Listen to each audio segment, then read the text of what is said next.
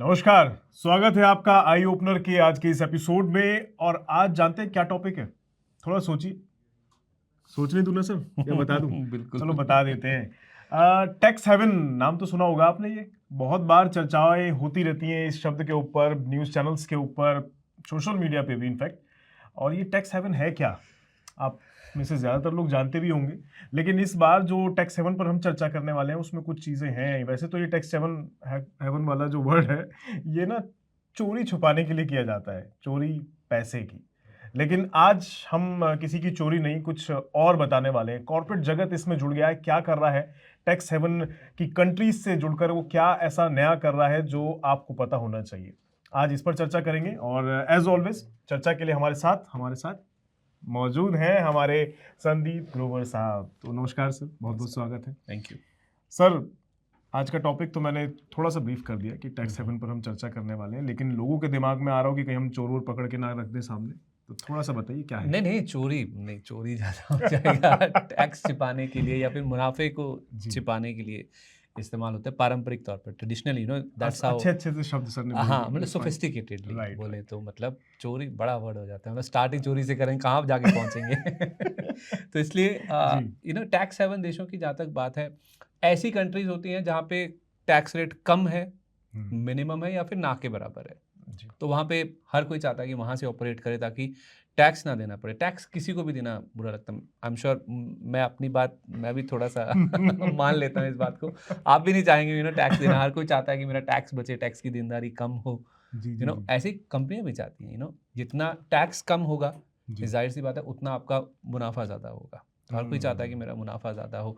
इसलिए मुनाफ़ा कम दिखाया जाता है, टैक्स बढ़ा के दिखाया जाता है। ओके, तो ये खेल चल रहा है। हाँ, मतलब वही काइंड वाली ऑफ। बात है कि मुनाफ़ा छिपाया जा रहा है। कैसे छिपाया जा रहा है कि आप टैक्स ज़्यादा ना दें, हम्म, तब भी आपका टैक्स ज़्यादा लगे। मतलब आप ऐसी कंट्री में ऑपरेट कर रहे हैं जहाँ पे टैक्स ज़्यादा है, तो वो टैक्स ना ज़्यादा देकर किसी ऐसी कंट्री में पहुँच जाएँ, वहाँ पे एक सब्सिडरी जी। कंपनी आप बना लीजिए, जहाँ पे टैक्स रेट कम है। तो लाइक आपको दुबई, सऊदी एंड। हाँ, मतलब सिंगापुर हुआ, नीदरलैंड हुआ, जी मैं आगे बात करता हूँ। जी जी तो जी। ऐसे देशों को टैक्स हेवन कहा जाता है, मतलब चोरी चोरी नहीं है, चोरी नहीं। चलिए इस शब्द तो को हटा देते हाँ, हैं, तो काट लिए अब हम। क्या हो रहा है ना, अब स्ट्रेटेजिक इस्तेमाल किया जा रहा है टैक्स जी। हेवन का। टैक्स हेवन ट्रेडिशनली भी यूज़ होते रहे हैं, मतलब हम्म, कंपनियाँ यूज़ करती रही हैं अपने मुनाफे को छिपाने के लिए। लेकिन अब जो ट्रेंड चेंज हो रहा है या इवॉल्व हो रहा है ना, वो ये है कि टैक्स या फिर मुनाफा छिपाने के साथ-साथ ना पूँजी जुटाने के लिए, कैपिटल के लिए इन टैक्स हेवंस का जो इस्तेमाल है वो किया जा रहा है। ये नया ट्रेंड है जो कि सामने आ रहा है। तो नए ज़माने के जो एमएनसी कॉर्पोरेट्स हैं, जो मल्टीनेशनल कंपनीज़ हैं, जी वो क्या कर रही हैं कि वो टैक्स हेवन को टैक्स हेवन देश जो हैं जी। उनको पूँजी जुटाने के लिए एक नए जुगाड़ के रूप में इस्तेमाल कर रही हैं। So this is the okay. New trend which is evolving, या फिर नया ट्रेंड बन चुका है। कि पहले के जहाँ टैक्स हेवन्स को पैसा या फिर मुनाफा छुपाने के लिए रखा जाता था, इस्तेमाल किया जाता था, अब पूँजी के लिए भी उनका इस्तेमाल किया। पूँजी कह लीजिए, कर्ज़ कह लीजिए, जो पैसे की ज़रूरत है, फंडिंग की ज़रूरत कह लीजिए, उसको पूरा करने के लिए जी ये जी। किया जा रहा है। ओके। तो ये तो चलिए सर ने बता दिया। लेकिन सर, एक तो अभी जैसा भी आप देश बता रहे थे आपने, सिंगापुर, कुछ और भी है तो वो भी आप ऐड ऑन कर सकते हुँ, हैं, हुँ, बता हुँ। सकते हैं। साथ ही साथ एक चीज़ और बताएं कि ये जो ओवरऑल जो किस सेक्टर के अंदर, मतलब कोई बिजनेसेस सभी ऐसा कर रहे हैं या कोई स्पेसिफिक सेक्टर्स हैं जो इस तरीके की भारत चीज़ों में कर रहा है। इन्वॉल्व हो रहे हैं? अच्छा, ओके। जो इमर्जिंग मार्केट्स हैं, जैसे उभरते देश जो होते हैं भारत जैसे, वहाँ पे सबसे ज़्यादा इस्तेमाल होता है। और मैं आपको बताऊँ, जिन सेक्टर्स जो सेक्टर्स कैपिटल इंटेंसिव होते हैं, हुँ, एक होता है लेबर इंटेंसिव जहाँ पे लेबर बहुत ज़्यादा काम करती है। एक ओके। कुछ ऐसे सेक्टर्स होते हैं जहाँ पे कैपिटल इंटेंसिव होते हैं, कैपिटल की, पूँजी की, पैसे की बहुत ज़रूरत होती है। जी, तो ऐसे प्रोजेक्ट जो बहुत बड़े होते हैं, इनिशियली उनमें पैसा बहुत ज़्यादा लगता है, बड़े-बड़े आपको एसेट्स क्रिएट करने होते हैं। मैं एग्ज़ाम्पल देता हूँ, जैसे टेलीकॉम हुआ, जी। इंफ्रा हुआ। हुँ, टेलीकॉम में आपको टावर्स, इंफ्रास्ट्रक्चर खड़ा करना होता है। जी, इंफ्रा में भी बड़े-बड़े प्रोजेक्ट्स अगर आपको लगाने हैं, तो इनिशियली से फॉर एग्ज़ाम्पल किसी रोड कंपनी का एग्ज़ाम्पल ले लीजिए। आपने रोड बनाना है, आसान तो है नहीं, बड़ा प्रोजेक्ट है। तो राइट। रोड पहले बनेगी, लोग बाद में चलेंगे।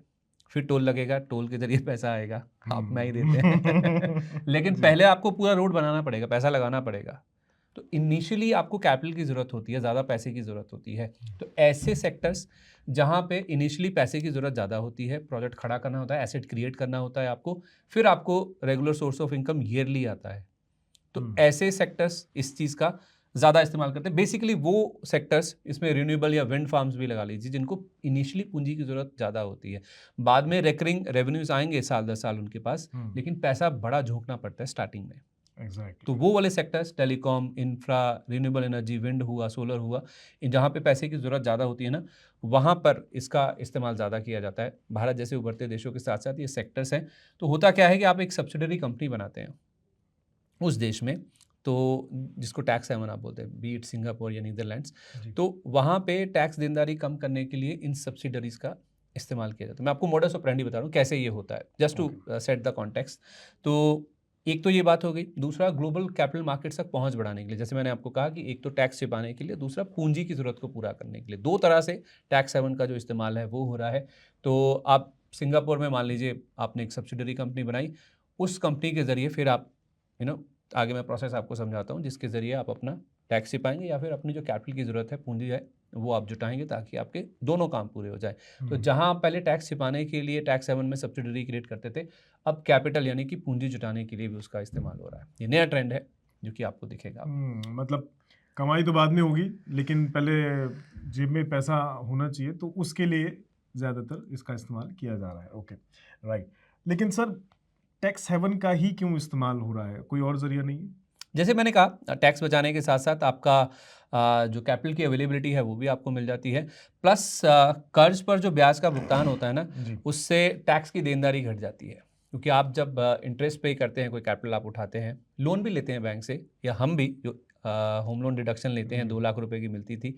ऐसे तो होता था कि आपकी एक कंपनी है, मान लीजिए आप एक जॉब करते हैं, आप एक कंपनी है, पैसा आया आपके पास, रेवेन्यू आया, कुछ आप खर्चे करते हैं, नेट नेट आपके पास जो रकम बचेगी उस पर आपको टैक्स देनदारी बनती है। जी, बिल्कुल। कंपनियां ऐसे ऑपरेट करती हैं। हमारे केस में क्या है, सैलरी आने से पहले कट जाता है तो उस पैसे को, टैक्स को वापस लेने के लिए या टैक्स देनदारी कम करने के लिए हम दिखाते हैं कि हमारा खर्चा भी हुआ है। कुछ लेजिटिमेट खर्चे हैं जो कि सरकार भी मानती है कि हाँ ठीक है, मैं भी कंसिडर करती हूँ या करता हूँ कि हाँ आप कर रहे हैं तो उसको कंसिडर किया जाना चाहिए। जैसे आपने होम लोन लिया या फिर ऑटो लोन, कार लोन लिया, अगर वो कंसिडर होता है, होम लोन तो होता है, तो उसको आपने दिखाया कि 2 लाख रुपए तक अगर आप दिखाएंगे तो आपकी टैक्सेबल इनकम से निकल जाएगा। ऐसी कंपनियां जब लोन लेती हैं या पैसा रेज करती हैं, तो उस पर जो ब्याज का भुगतान है ना, वो खर्चे के रूप में दिखाती हैं। तो खर्चा मतलब आपकी आय में से निकल गया, रेवेन्यू में से निकल गया, तो रेवेन्यू में से जब निकल ही गया तो फिर टैक्स देनदारी कम हो जाएगी ना आपकी।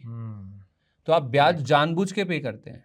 इस केस में ब्याज भी स्ट्रेटेजिकली पे करेंगे कैसे, वो मैं आपको आगे बता रहा हूँ। तो आप जानबूझ के लोन लेते हैं, जानबूझ के पैसा लेते हैं, ताकि आपका खर्चा दिखे, इंटरेस्ट पेमेंट हो, उस इंटरेस्ट पेमेंट पर आपकी जो टैक्सेबल इनकम है वो कम हो जाएगी।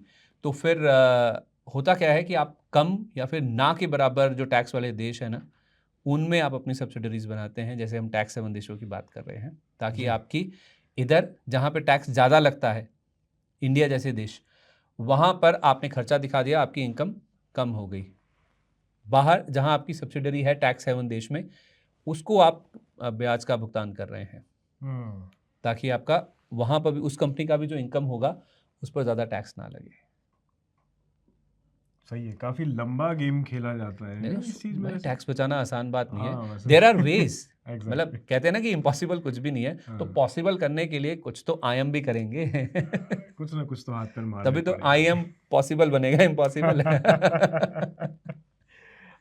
सर, वैसे वैसे तो आपने चलिए ये बताया कि सब्सिडी बनाई जाती है किसी भी ऐसे टैक्स हेवन देश के अंदर, यही एक तरीका है या कुछ और भी, मतलब फायदे उठाने के और नहीं, कुछ? यही तरीका है, और मैं उसका ना थोड़ा प्रोसेस एक्सप्लेन कर हाँ, देता हूँ आपको, please, ताकि बताइए। थोड़ा आपको और क्लैरिटी मिल जाए। जी, जी। अब सब्सिडरी कंपनी बनाई आपने, ठीक है, अब वहाँ पे 2 तरीके से पैसा जुटाया जा सकता है। या तो आप सीधा कोई जो विदेशी निवेशक हैं उनको बॉन्ड्स इशू कर दिए, या और तरीके से पैसा आपने रेज कर लिया, या फिर आप वहाँ पे ग्लोबल बैंकों से पैसा ले लीजिए। अब आप कहेंगे कि फिर वो सब्सिडरी क्यों पैसा ले, वहाँ जाके कोई लोन लेना, ये भी तो ले सकती थी कंपनी।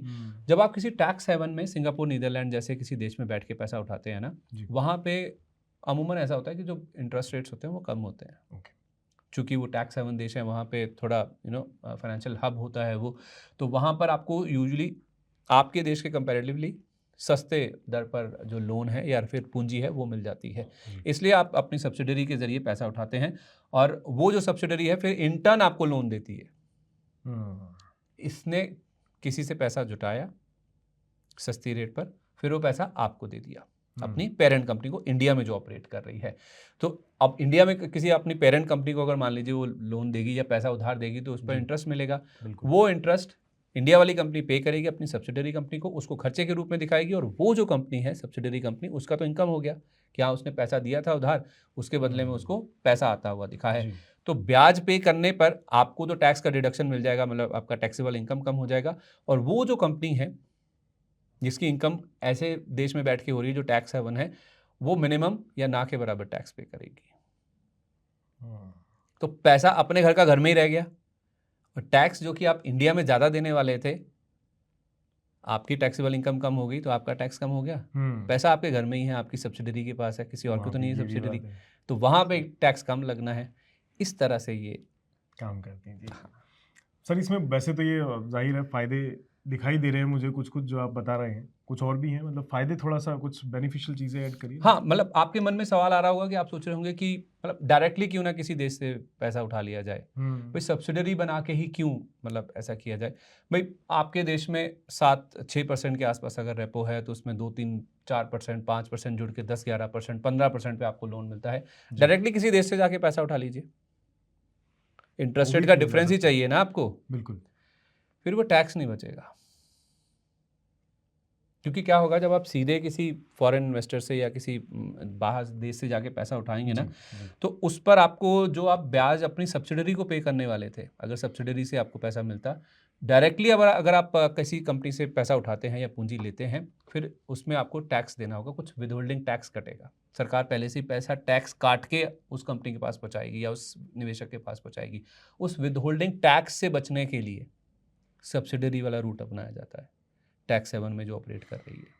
कितना दिमाग लगाना पड़ता है इन चीज़ों के लिए, लोगों को आसान है क्या पैसा बचाना? मतलब पैसा बचाना है तो फिर आपको तिगड़मबाजी तो करनी पड़ेगी ना। पहले कमाना मुश्किल, फिर बचाना भी मुश्किल, बताइए, कमाल है। नहीं सही में, तो अगर सब्सिडरी बनाकर आप ये करते हैं ना, तो फिर जो विदहोल्डिंग टैक्स है वो मतलब ऑलमोस्ट ना के बराबर या पूरी तरह से आप खत्म कर सकते हैं वो वाली चीज़। तो आपका पैसा बचेगा। प्लस अब आप कह रहे हैं कि क्यों आप इसके फ़ायदे क्या हैं, तो स्मूदर एक आसान तरीके से आप पैसा जुटा सकते हैं सब्सिडरी के ज़रिए। अगर आप पैसा जुटाते हैं तो पैसा आपको चाहिए, सस्ती रेट पर चाहिए, टैक्स भी बचाना है और आसानी से पैसे की उपलब्धता भी हो जाए। ये कुछ फ़ायदे हैं जिस वजह से आप ये सब्सिडरी वाला रूट अपनाते हैं, ताकि आपको पैसा आसानी से मिल जाए, कैपिटल जो पूंजी की ज़रूरत है वो आपकी पूरी होती हुई नज़र आए। तो ऐसी कंपनियाँ जो ये वाला रूट अपनाती हैं, आपको लगेगा कि अरे 1-2% का ब्याज ही तो है, या आधा 1% ही हुआ मैक्सिमम, लेकिन over the tenure of loan आप देखिए, से फॉर एग्जांपल 5 या 10 साल के लिए भी आपने लोन लिया तो मिलियंस ऑफ डॉलर्स बचते हैं over the life of loan. क्योंकि पूंजी बड़ी होती है ना, ज़रूरत बड़ी होती है इनकी, कैपिटल इंटेंसिव बिजनेस है, ज़्यादा पूंजी की ज़रूरत है, तो ज़्यादा पैसा रेज करती हैं। तो उस लिहाज से अगर $1 मिलियन भी बचा, it's a huge amount actually. तो इस वजह से इतने तिगड़मबाजी की जाती है। तो कमाए बाद में खर्चा कैसे दिखाएं कि टैक्स मतलब दे भी ना और बच भी जाए। कमाल है। पर सर जाहिर है कंपनियों का जब इन्वॉल्वमेंट है और टैक्स हेवन में ही जाके थोड़ा तिगड़म लगा रही है टैक्स बचाने के लिए, कुछ दाव पेच लगा रही है, तो मतलब एक्चुअल मुनाफा नहीं है, लेकिन मुनाफा आप शिफ्ट कर रहे हैं। इसीलिए आप कह रहे हैं ना, जो आपने शुरुआत में बात करी थी टैक्स हेवन देश, आपने कहा था चोरी, मैंने कहा चोरी नहीं मुनाफा शिफ्ट किया जाता है, चोरी नहीं। तो एक्चुअल जो आपके मुनाफे में दिखने वाला है, जिसके ऊपर आपको टैक्स पे करना पड़ेगा, आपने अबिड्डा सुना होगा, पीबीटी सुना होगा, प्रॉफिट बिफोर टैक्स सुना होगा, तो profit before interest tax depreciation and amortisation EBITDA बनता है, प्रॉफिट या फिर अर्निंग्स EBITDA, फिर वो PBT बनता है, इसको EBIT भी कहते हैं, EBT भी कहते हैं, earnings before interest tax, earnings before tax. तो इंटरेस्ट और टैक्स की बहुत महत्वता है, और वही इंटरेस्ट और टैक्स के साथ खेल के ही बाद में मुनाफा बनता है, जिसको हम पैट यानी कि प्रॉफिट आफ्टर टैक्स कहते हैं। हिंदी में तो मुनाफा कह दिया, निकल गए, अंग्रेजी बहुत क्लियर है इस चीज मामले में, प्रॉफिट आफ्टर टैक्स, 3-4 शब्दों में बता दिया कि क्या है। तो उससे पहले इंटरेस्ट भी आ जाता है। तो आपकी आय में से, रेवेन्यू में से जितना इंटरेस्ट निकल गया, फिर नीचे मुनाफा कम रह जाएगा ना। लेकिन वो जो इंटरेस्ट चला गया, वो इंटरेस्ट खर्चा तो है, वो आपने दिखाना तो है, लेकिन पहुंचाना अपनी ही कंपनी के पास है। इसलिए मुनाफे की चोरी जो है ना, मुनाफे की शिफ्टिंग कहा जाता है। चोरी नहीं सर, चोरी नहीं चोरी नहीं, मुनाफे की शिफ्टिंग। ऐसे देश से इधर से जो हाई टैक्स वाला देश है, लो टैक्स या मिनिमम या नो टैक्स, नो टैक्स वाले देश से लो या नो टैक्स वाले देश में, यानी कि जिनको हम टैक्स हेवन कहते हैं, वहाँ पर Exactly. पैसा पहुँचाया जाता है। ये तरीका था जो पहले होता था। अब पूंजी की अवेलेबिलिटी के लिए इसका इस्तेमाल किया जा रहा है।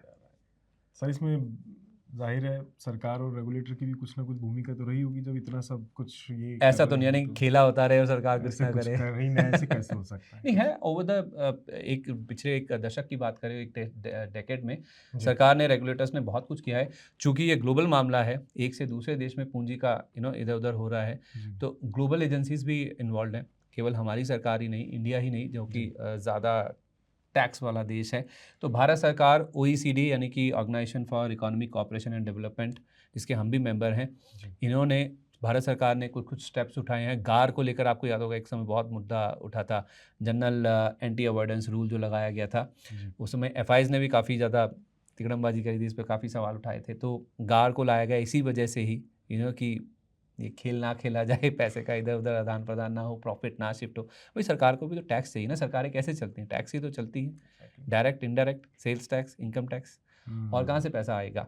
तो और बाकी जो ग्लोबल एजेंसीज हैं, उन्होंने भी ये जो base erosion and profit shifting जो ग्लोबल कॉर्पोरेट्स करते हैं, BEPS, ये भी लागू किया गया है। तो कुछ कुछ स्टेप्स लिए गए हैं रेगुलेटर्स की ओर से, सरकारों की ओर से, ग्लोबल एजेंसीज की ओर से, ताकि ये जो खेल हो रहा है उसको कंट्रोल किया जा सके या फिर उसके ऊपर काबू पाया जा सके। लेकिन हाँ, फिर भी कंपनियां करती हैं और होता आ रहा है ये चीज़। तो मतलब होता तो आ रहा है, और जाहिर है रेगुलेटर सरकार की नज़र भी है, तो वो भी अपनी तरफ से कुछ ना कुछ कर रहे हैं। सर कुछ इन चीज़ों को लेकर नियम भी बने होंगे? बिल्कुल बने हैं, और उससे काफ़ी बदलाव आया। जो आप कह रहे हैं ना कि रेगुलेटर चुप नहीं बैठेगा, सरकारें भी कुछ कर रही हैं। अब इससे क्या है ना कि आसानी से नहीं हो पाएगा, आपको कुछ कुछ चीज़ों का ध्यान रखना होगा। तो पहले क्या होता था, पेपर कंपनीज होती है ना, जो मतलब फाइल फोल्डर कंपनीज कहते हैं इनको, हाँ। या फिर आप ये कह दीजिए कि मेल बॉक्स पे ही कंपनी है वजूद कुछ नहीं। तो अब ये हो गया कि एक ठोस कंपनी होनी चाहिए, ओके, एग्जिस्टेंस होनी चाहिए उसकी, उसके एम्प्लॉयज़ होने चाहिए, जेन्युइन एम्प्लॉयज़ होने चाहिए, उसका एक ऑफिस स्पेस होना चाहिए, प्लस उसकी कुछ इकोनॉमिक एक्टिविटी होनी चाहिए, या तो वो कुछ करे, लोगों को बिठाए, कुछ मैन्युफैक्चरिंग करे, सामान इधर उधर करे, कुछ भी करे। शेल कंपनी नहीं होनी शेल कंपनी नहीं होनी चाहिए, मैं यूज़ नहीं करना चाह रहा था इसलिए मैंने सोफिस्टिकेटेड वर्ड्स यूज़ किए। मैं कोशिश यही कर रहा हूँ कि कहते हैं ना कि वो file folder company, mail box company, मैं वो शेल वर्ड नहीं यूज़ करना चाह रहा था, आपने ला ही दिया। तो मतलब it should show some economic activity, और यही कारण है रोहित भाई, कई सारी कंपनियों को ये नियम आने के बाद अपने जो बिजनेसेस हैं या अपनी जो सब्सिडरीज है ना, उनका जो बिजनेस है उसको रिस्ट्रक्चर भी करना पड़ा है। ये हुआ है, तो आसान नहीं है, इम्पॉसिबल नहीं है। IM कुछ करे तो पॉसिबल हो सकता है, और वैसा ही कंपनियां कर भी रही हैं। तो ये जो फ्री इशुएंस हो रहा है ऑफशोर कैपिटल का, या फिर जो सस्ते रेट पर या ना के बराबर टैक्स के रेट पर ये कंपनियां जो कर रही हैं, उसमें हुआ क्या है कि ये जो सरकारों ने या फिर एजेंसीज ने जो कदम उठाए हैं ना, उससे ट्रांसपेरेंसी बढ़ी है, डिमांड भी हो रही है इस चीज़ की, और ट्रांसपेरेंसी बढ़ाना चाहते भी हैं रेगुलेटर्स और सरकारें। और इससे क्या हुआ है कि जो ऑफशोर प्रेजेंस है कंपनियों को, यानी कि जो विदेशी सब्सिडरियाँ हैं, उनका रूपरेखा कई कंपनियों को बदलनी पड़ी हैं, और जेन्युइन इकोनॉमिक एक्टिविटी ये कंपनियों को दिखानी पड़ रही है। तो ऐसा नहीं है कि बंद हो गया या कंपनियों के लिए मुश्किल होगी, लेकिन हाँ, आपको अगर पैसा बचाना है तो जेन्युइन आपकी कंपनी होनी चाहिए। आप कामकाज कीजिए, वहाँ पे ऑफिस बनाइए, लोग रखिए, इकोनॉमिक एक्टिविटी, कुछ आर्थिक गतिविधि दिखाइए, वहाँ पे करिए, कोई दिक्कत नहीं है। सिर्फ कागजों पे नहीं होनी चाहिए किसी भी देश में हो, बट दफ्तर होना चाहिए, एड्रेस है तो वहाँ जाके बंदे बैठे हो। मतलब टैक्स बचाना पॉसिबल है, बट कुछ करिए, आपको वहाँ जाके ठोस कीजिए, ऐसे ही काम नहीं चलेगा। वैसे भी सर पिछले कुछ समय में, बीते कुछ सालों में ऐसे बहुत से चर्चाएं हुई हैं बाजार, जिसकी वजह से धड़ाम भी हुए हैं याद होगा आपको भी। नहीं, गार का जो मुद्दा था तब भी बहुत धड़ाम हुए थे। हाँ, तो ये विदेशी निवेशकों से रिलेटेड जब हुआ था, तो होते रहे हैं ऐसे ऐसे स्टेप्स। मतलब कंपनियां तो बहुत कुछ करती रहती है, उसके बाद सरकारें जागती हैं, अथॉरिटीज जागती हैं। लेकिन एक्चुअली शेल ही वहां से याद आया, एकदम से याद आया, बोलना नहीं था पर आ गया। शेल से ना मामला थोड़ा अलग चला जाता, मैं इसलिए शेल यूज नहीं करना चाहता था। तो खैर सर, पेपर कंपनीज कर लेते हैं, हाँ, कागजी कंपनियां जो हैं, कागजी, मेल बॉक्स मैंने इसीलिए कहा था, मेल बॉक्स और फाइल फोल्डर कागजी कर लीजिए, ज़्यादा सही है। शेल मत बोलिए, शेल नहीं, और चोरी नहीं है। चोरी and shell, that kind of hard words हम हटा देते हैं। हम सिर्फ याद रखेंगे पेपर कंपनियां, सॉरी कागजी कंपनियां, हाँ, और मुनाफे और की शिफ्टिंग, मुनाफे की हाई शिफ्टिंग। टैक्स से लो या नो टैक्स नेशन की तरफ। तो ये है टोटल आई ओपनर का आज का निचोड़, कि जो कंपनियां कर रही हैं, सरकार को भी पता है, रेगुलेटर को भी पता है, नियम भी बने हैं, चीज़ें हो भी रही हैं, बट एक सोफिस्टिकेटेड वे से, जैसा कि हम हाँ, बात भी कर अब रहे हैं, दायरे में, सीमा में हो रहा है। सीमा में हो अब रहा है आपको अपना थोड़ा थोड़ा कामकाज का तरीका बदलना पड़ा है। काम। मतलब पॉसिबल है, लेकिन अब विद इन रेगुलेटरी लिमिट्स हो रहा है। एग्जैक्टली। तो सर बहुत बहुत शुक्रिया आज के इस आई ओपनर के लिए। ज़रूर हमारे साथ साथ बाकी जो देख रहे हैं और जो देखना चाहते हैं, जो जानना समझना चाहते हैं, उनकी आंखें खुल जाएंगी देख के, राइट। तो उम्मीद है आपको आज का एपिसोड ज़रूर समझ और पसंद आया होगा, और फिर हम दोबारा किसी ऐसे नए मुद्दे के साथ मिलेंगे जो आपकी आंखें डेफिनेटली खोल देगा। आज के इस एपिसोड में इतना ही रखते हैं, नमस्कार। दीजिए इजाज़त, नमस्कार।